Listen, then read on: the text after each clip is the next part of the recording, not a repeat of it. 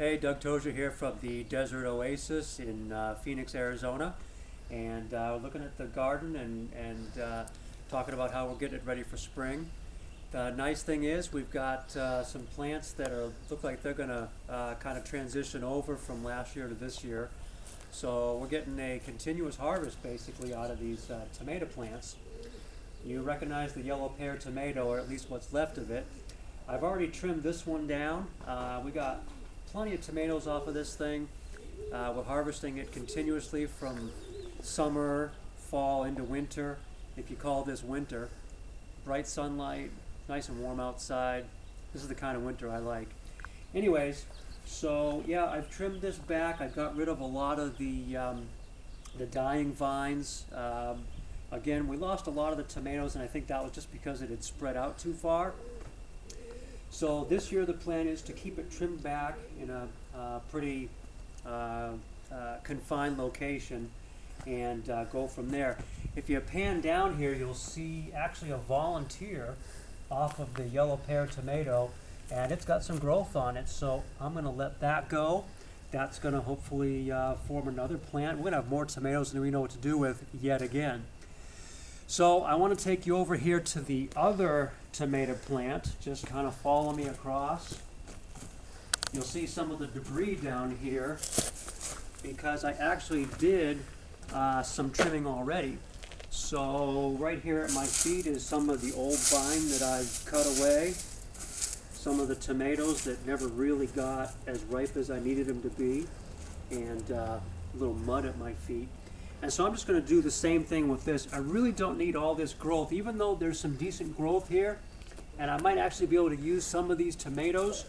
In fact, if you look, I've got tomatoes down here as far away as they are from the vine that are ripe enough to just pop in my mouth and eat them up. So I'll cut this away, save a few tomatoes off of it to give me a nice little snack this afternoon, and go from there. So I'm just going to start cutting. Even though there's green growth down here, I'm going to find where this plant goes, and I'm going to find a joint, and I'm going to cut that off right there. And I'm going to take some of those tomatoes later on. But again, here, this one, I'm going to find where the growth starts. There's some nice green growth here. Good stuff. So that's where I cut back to, and I want to just get this stuff out of here and make some space, because this is all area that I'm going to be able to use for planting. I've got stuff sprouting over there that I'm going to put in, and I'm going to change what I do this year. You can see that these tomato cages really don't hold up. So I think what I'm going to do actually is, when I plant, I'm going to use some chicken wire, which I had around the garden at one time. And I'm just going to make some loops out of the chicken wire, and we're actually going to plant right in the chicken wire and let whatever it is, cucumbers, cantaloupe, everything grow inside those little cages. And as they grow up, they'll climb right up the sides, they'll spill out over the top, and all the produce will be available right there to pick and make use of. So I'm going to go ahead and trim some more of this off. We're just going to keep going here, find a joint and trim. There's some good tomatoes there. Find a joint and trim. We'll do some more of that. In the meantime, I just want to show the same thing with the Rutgers tomato that did pretty well. All of this is dead here, pretty much. So I'm just going to cut this way back here and get rid of all this old stuff. My growth starts way back here, the new growth. I need to cut that, get it out of here. The tomatoes that are on here are probably not any good. I mean, there's a couple little tiny ones that, yeah, we can eat those. So I'll save those. Those will be all right. We'll set those over here and try not to forget them. That one's not worth it. I'm not sure that's really a tomato, some kind of mutant thing. But then there's the broccoli. If you see the broccoli, I mean, there's some good heads of broccoli on here. If you can come in, you can see the broccoli over here on the side and the front. Some of it's gone too far and actually flowered. We'll probably see some seeds sooner or later. Maybe some of that. Maybe I'll get some new broccoli plants this year. I don't know.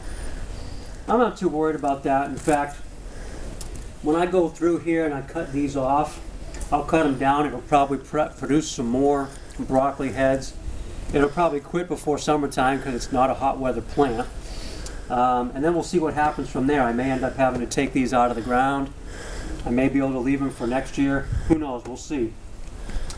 But I'll definitely be harvesting some of this good broccoli off of here. This is good stuff. And by the way, this tastes twice as good as the stuff in the stores.